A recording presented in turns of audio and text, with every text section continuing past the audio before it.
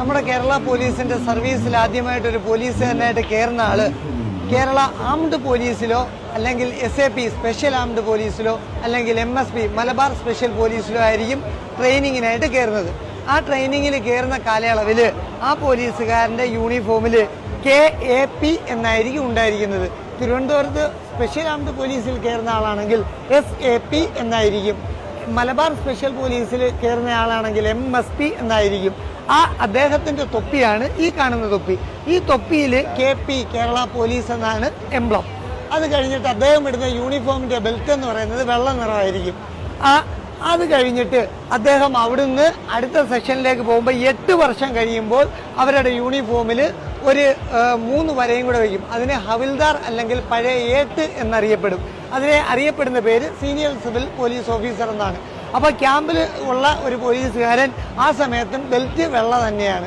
അത് കഴിഞ്ഞിട്ട് 20 വർഷം ആകുമ്പോൾ അദ്ദേഹം ASI ആവുന്നു. ഒരു സ്റ്റാർ വരുന്നു.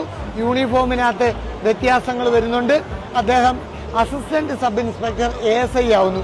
28 വർഷം ആകുമ്പോഴത്തേക്ക് അദ്ദേഹം SI ആവുന്നുണ്ട്.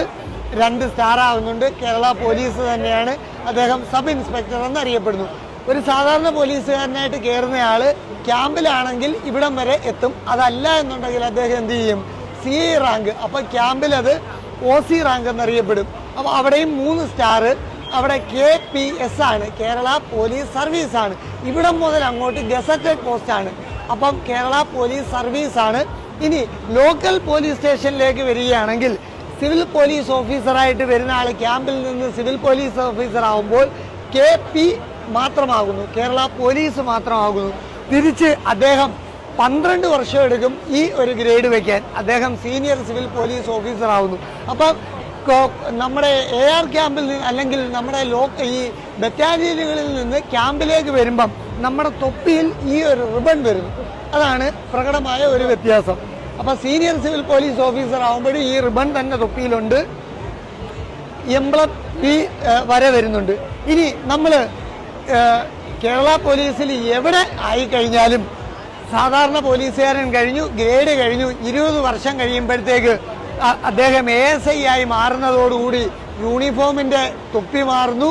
പിന്നെ അത് കൂടാതെ തന്നെ നമ്മുടെ അവരുടെ ഷൂ ബ്ലാക്ക് ഷൂ മാറി ബ്രൗൺ ഷൂ ആവുകയും ബെൽറ്റ് ക്യാമ്പിലുള്ള വെള്ള ബെൽറ്റുകാരൻ നമ്മുടെ ലോക്കൽ പോലീസിലേക്ക് വരുമ്പം കറുത്ത ബെൽറ്റ് ആവുന്നു. നമ്മുടെ ASI ആവുന്നതോടുകൂടി അവർ ബെൽറ്റ് ബ്രൗൺ ആവുകയും ചെയ്യുന്നു. അത് കഴിഞ്ഞിട്ട് 28 വർഷം കഴിയുമ്പോൾ അദ്ദേഹം SI ആവുന്നു, സബ് ഇൻസ്പെക്ടർ. അത് കഴിഞ്ഞിട്ട് അടുത്ത പ്രൊമോഷനാണ്